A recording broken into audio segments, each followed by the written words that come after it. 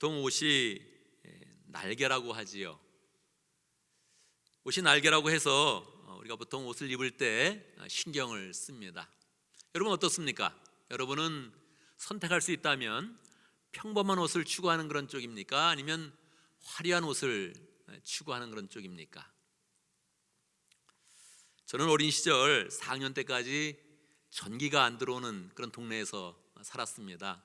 나이가 너무 많은 것은 아닌데 저희 집이 38선 근처에 있어서 나라의 정책적으로 이제 발전을 시키지 않는 그런 동네였죠. 그래서 전기가 안 들어오는 곳이었으니까 뭐 가게가 없었습니다. 옷가게가 없었고요.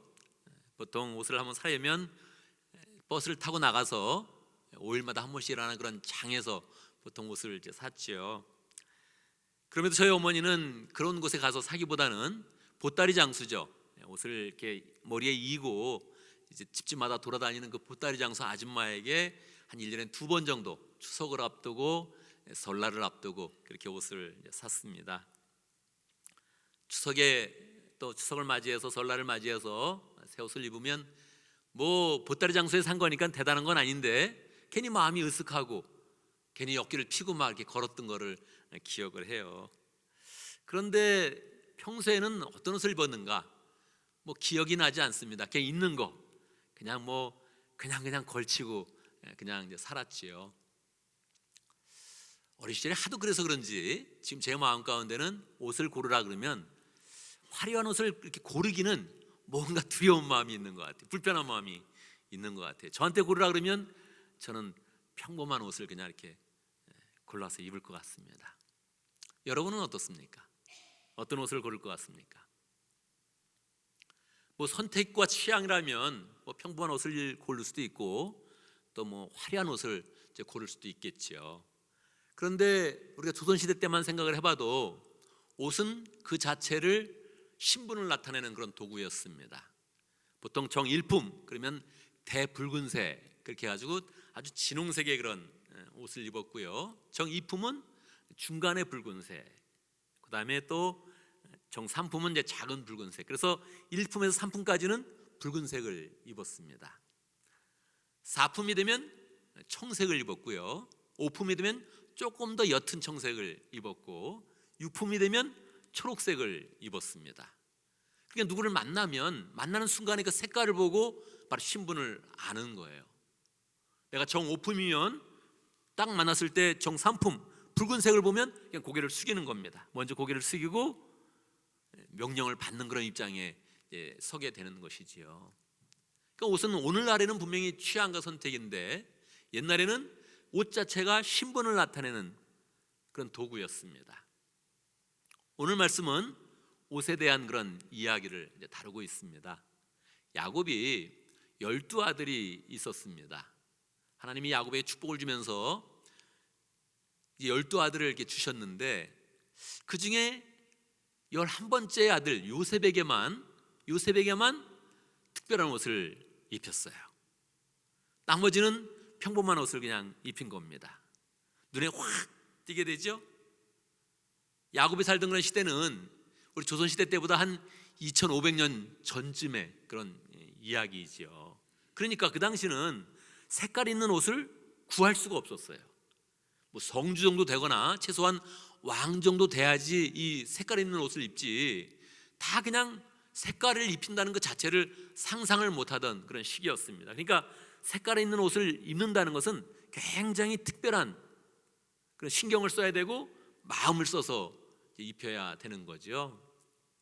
12명의 아들이 있는데 그 중에 한 아들만 색깔 없는 옷을 입히니까 누가 보기에도 저 아들이 다르다 그렇게 하는 것을 느낄 수 있었죠.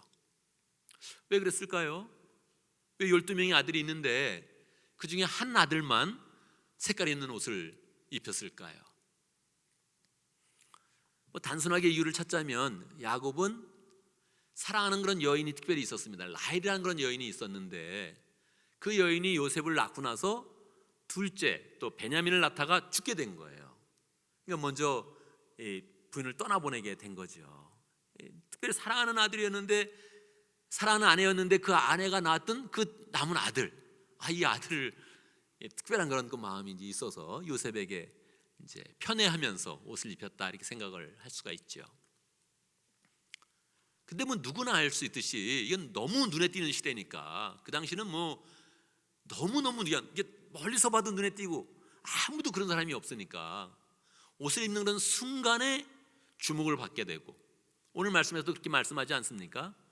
그 형들이 편하게 말할 수 없었다. 말을 하는데 그냥 얼굴을 이렇게 웃으면서 말할 수가 없는 거예요. 너무 화가 나서, 너무 질투가 나서. 이럴 수가 있나? 그냥 말 속에 내 이놈 이렇게 하면서 인상을 쓰면서 말했다는 거. 한마디 말을 해도 편안하게 말할 수가 없었다는 거예요. 그러니까 아버지가 편애를 해서 그 아들에게 좋은 옷을 입혀야지, 이렇게 입히면 그게 좋은 효과가 나야 되는데 역효과가 나는 겁니다. 형들이 뭐 구박하는 거 금방 보게 되거든요. 모든 형들이 다 그러니까 당연히 그렇겠죠.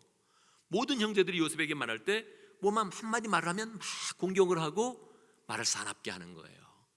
그러니까 누구나 그건 알 수 있거든요. 그러니까 내가 이렇게 편을 해가지고는 도리어 내가 사랑하는 아들 요셉이 구박을 받겠구나. 그러면 안 되겠다. 그냥 옷은 똑같이 입혀야겠다. 보통 그렇게 마음을 바꾸게 된단 말이에요. 근데 그렇게 안 하고 계속 요셉은 그래도 똑같은 옷을 입히지 말고 화려한 옷, 세 번역에는 화려한 옷이라고 번역했거든요. 화려한 옷을 입힌 거예요. 색깔 있는 옷, 화려한 옷을 입힌 거예요. 왜 그랬을까요? 야곱의 마음 가운데 편애하는 그런 마음이 있었는데 그도 알지 못하는 특별한 그런 동기가 계속 생기는 겁니다. 얘는 특별히 입혀야 된다. 사랑하는 아들이었는데 이렇게 보면 행동이 좀 남달랐던 거예요. 행동이. 오늘 말씀에 나오죠. 형들이 잘못한 거 있으면 알려줬다. 서로 알릴 수 있단 말이에요. 근데 이 아들은 뭔가 관리자의 능력이 있었던 거예요. 경영하는 그런 능력이 있었던 거예요. 항상 같이 나가서 일을 하고 와도 아버지 오늘 일은 어땠고요? 특별히 형은 어떤 그런 잘못을 저지르더라고요 하면서 이렇게 또 다 얘기를 보고를 이제 하는 거예요. 그러니까 이 아들이 좀 특별하구나, 그런 이제 마음을 갖게 됐죠. 근데 그 마음 가지고도 구박당하는 걸 생각하면은 특별히 옷을 입힐 수는 없어요. 너무 특별한 거니까. 이거는 뭐 성주 정도 되는 사람이 입는 것이니까, 자기도 그렇게 입지 않으니까 특별한 거란 말이에요. 왜 그랬어요? 하나님이 야곱의 마음 가운데 특별한 그런 그 마음을 주시는 겁니다. 얘를 특별하게 길러라. 이 요셉은 정말 특별하다. 옷을 특별히 입어라. 그냥 구별해라. 이런 마음을 마음 가운데 강력하게 주시는 거예요. 왜요? 요셉은 특별할 거니까. 그의 인생이 특별하게 될 거니까 하나님 미리 알려주시는 거죠. 성경을 아는 사람들은 요셉이 어떻게 되는지 알고 있죠? 어떻게 됩니까? 요셉은 이집트에 건너가서 총리가 됩니다. 그런데 이 총리가 되는 그런 일은 단순한 일이 아니었던 거예요. 요셉이 먼저 이집트로 가서 총리가 되어서 이스라엘의 그런 야곱의 그런 모든 가족들을 다 그리로 이주시켜서 거기에서 이스라엘의 가족은 원래 가족이었는데 민족으로 발돋움하게 됩니다. 400년 동안 거기서 민족으로 발돋움하게 되죠.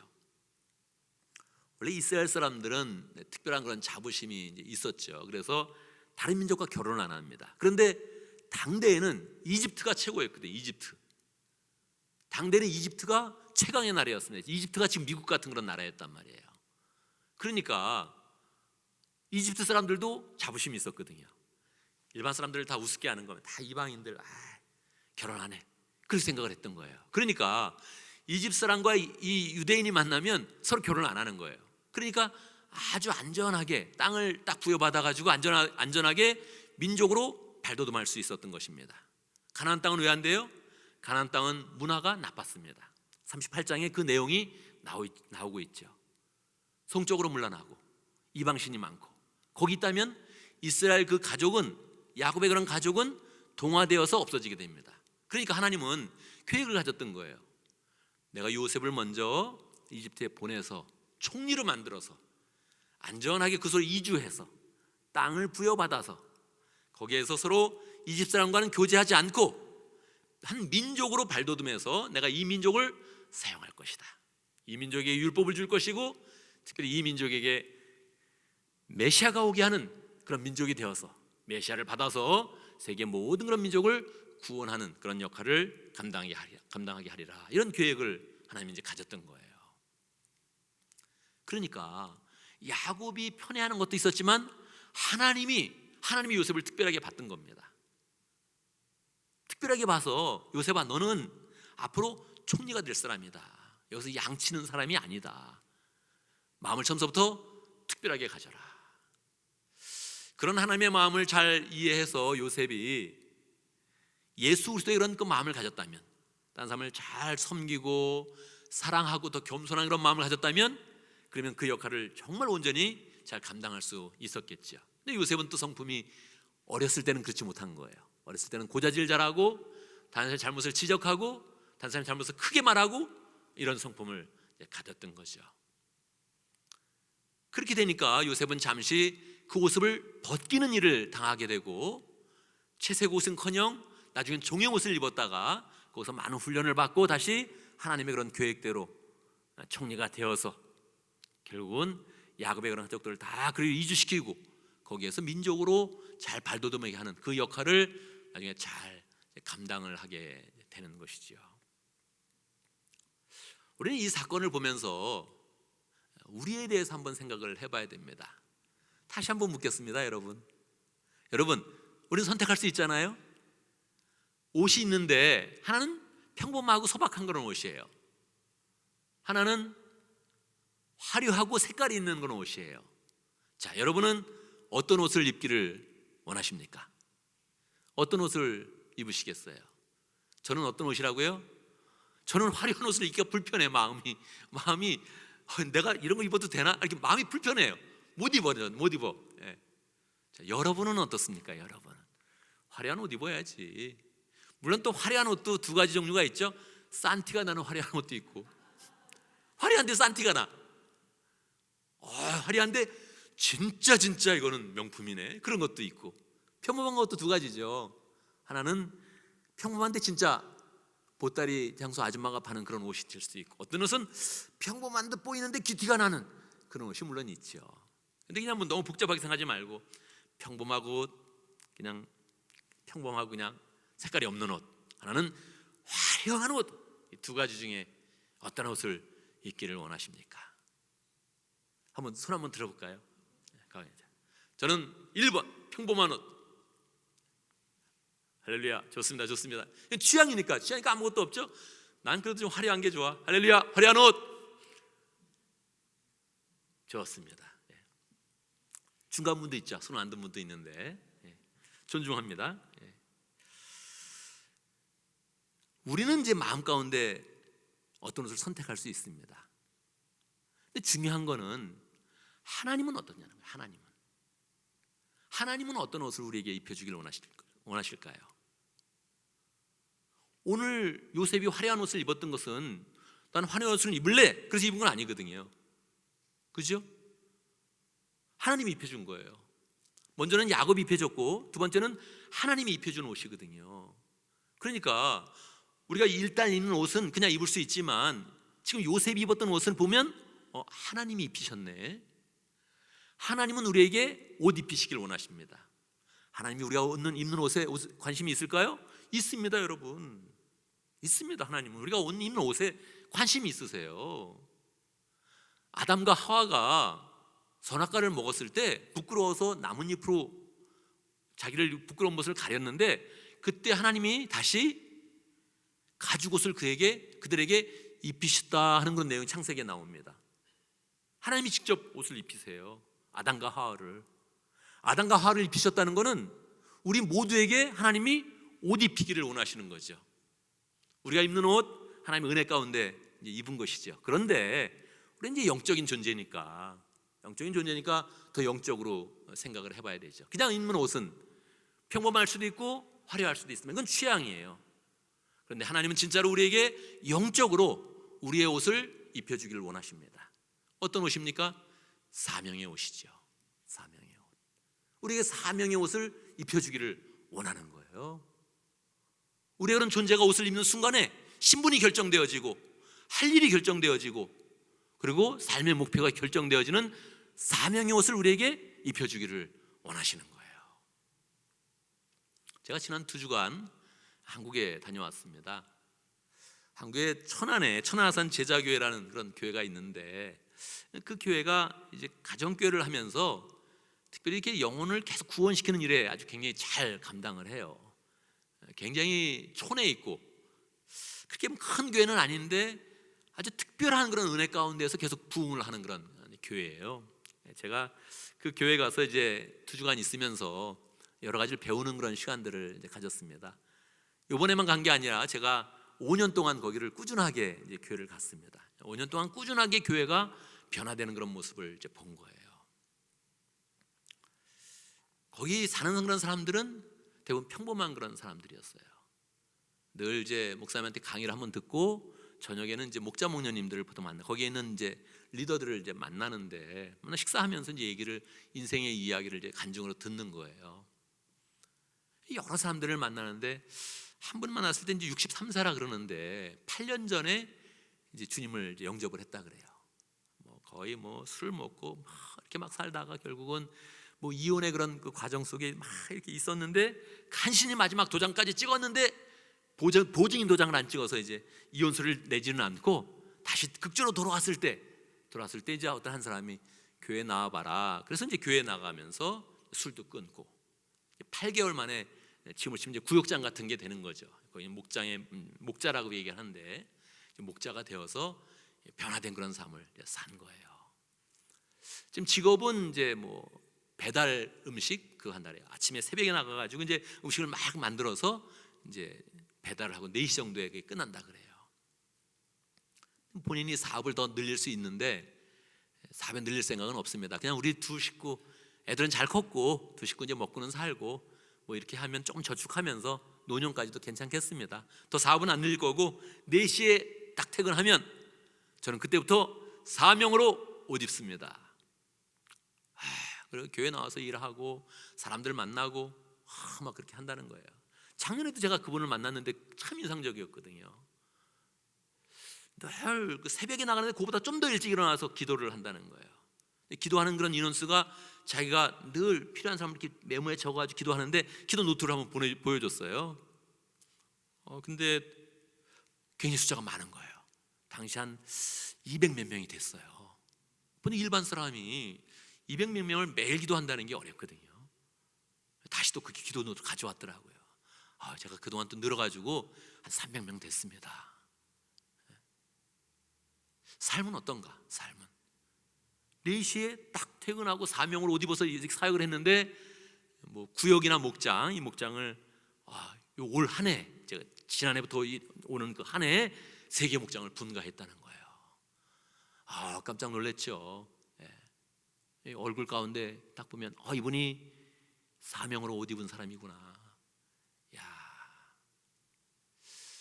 특별한 그런 삶을 살고 있네 하는 게 느껴졌어요.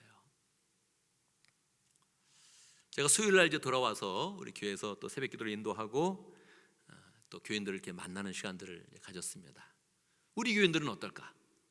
우리 교인들은 사명으로 옷 입었을까? 사명이 옷이 전혀 없을까? 제가 어제 우리 한 그런 부부를 만나서 이야기했습니다.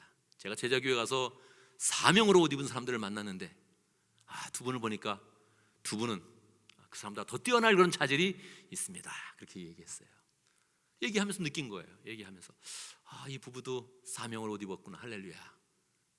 내가 귀한 분들을 만나고 왔는데 여러분 보니까 정말 귀한 그런 분들이에요. 더 큰 열매를 맺겠습니다. 그렇게 이야기했어요. 진심으로 그렇게 얘기한 거예요. 우리 은혜 빛장로교회 교인들은 어떻을까요? 제가 이 교회 오면 특별한 은혜가 있어요. 담임 목사님 없는데 여러분이 이렇게 너무 멀쩡하게 살고 계세요. 멀쩡한 뿐만 아니라 뭔가 평강이 있고 열심히 있으시네. 보통 많이 무너지거든요. 삶과 교회가 이렇게 많이 무너지는데 여러분이 뭔가 잘 유지하고 계세요. 영성을 유지하고 계세요. 여러분이 교회에 대한 그런 사랑, 이 사랑이 딱 이렇게 있는 거죠. 이 사명이 여러분이 있는 거죠. 교회를 세워나간다, 이런 사명이 여러분 가운데 있는 거죠. 우리 조상범 집사님들 이렇게 딱 예배 전에 청소기 딱 들어서 이렇게 딱 들고 하는데 그 뒷모습 보는데 너무 멋있어요. 누가 시켜서 한 거 아니잖아요. 그 청소기 한번 딱 돌리고 편안하게 딱 들고 딱 나가는 그 뒷모습 멋있어요. 오늘 찬양하는 찬양팀들 소리가 오래 한 그런 찬양이거든요. 이 찬양 소리가 금방 한 그런 찬양 소리가 아니에요. 역사가 이렇게 딱 담겨져 있는 그런 찬양 소리란 말이에요. 아, 좋았어요. 은혜롭고 감사했어요.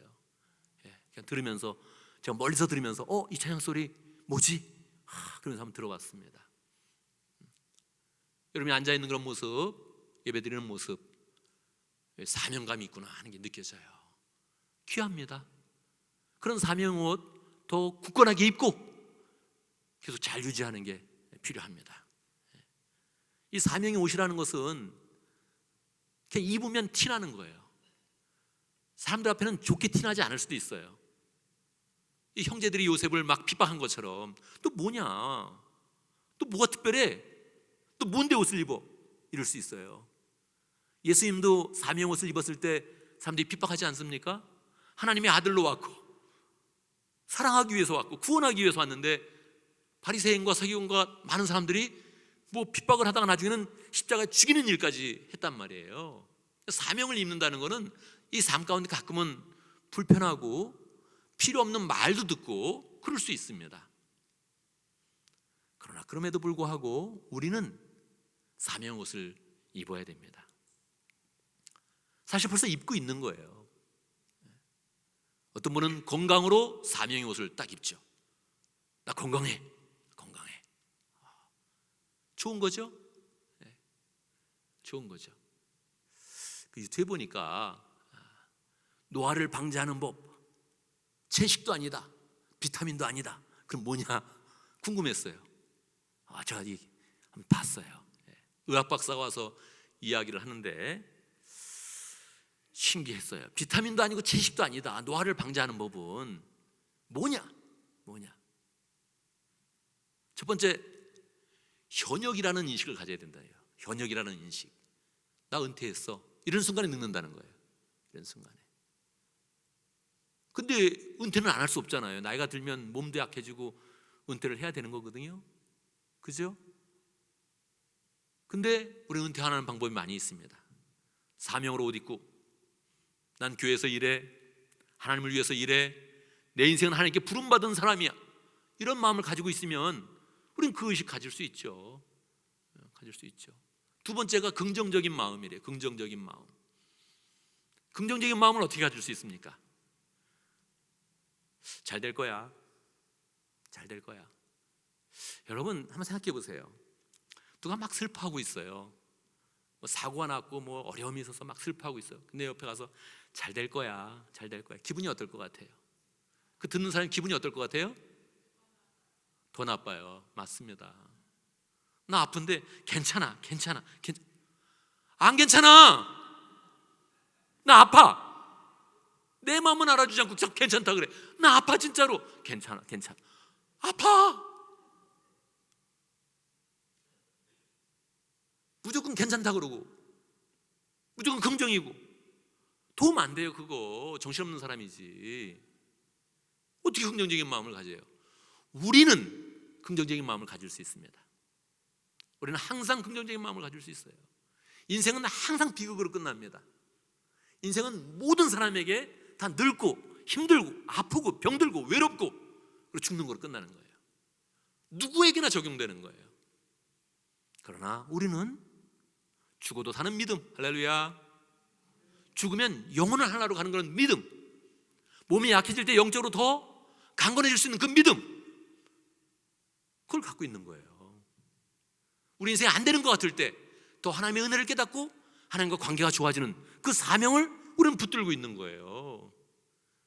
우리는 반드시 긍정적인 사람이 됩니다. 딱 보는 순간에 비타민 안 먹어도 되겠네, 채식 안 해도 되겠네, 고기 먹고 하나님 열심히 믿으면 괜찮다는 거야. 오케이, 할렐루야. 그렇게 살아야겠네. 이런 마음을 갖는 거죠. 세상에서 말하는 거 한 번은 그냥 들어볼 수 있지만 집중할 필요가 없어요. 우리대로 살면, 사명대로 살면 우리는 이미 그런 삶을 살고 있는 거예요. 나는 은퇴가 없다, 교회에서 은퇴가 없다, 나는 찬양으로 계속 하나님께 나갈 거야, 나는 기도하는 그런 삶으로 계속 나갈 거야, 이런 마음을 딱 가져야 되죠.